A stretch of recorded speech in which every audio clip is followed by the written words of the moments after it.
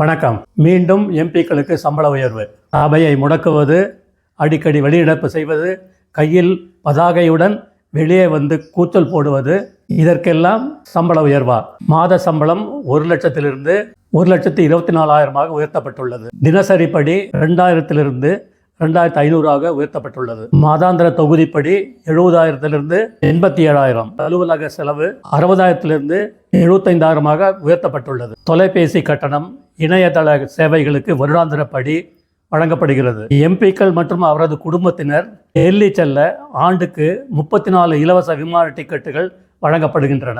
ரயிலில் முதல் வகுப்பு மற்றும் சாலை மார்க்கமாக பயணங்களுக்கு படிகளும் வழங்கப்படுகின்றன. டெல்லியில் தங்குவதற்கு இலவச வீடு வழங்கப்படுகிறது.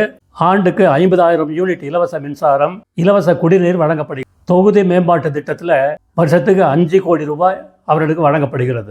ஜெய்ஹிந்த்.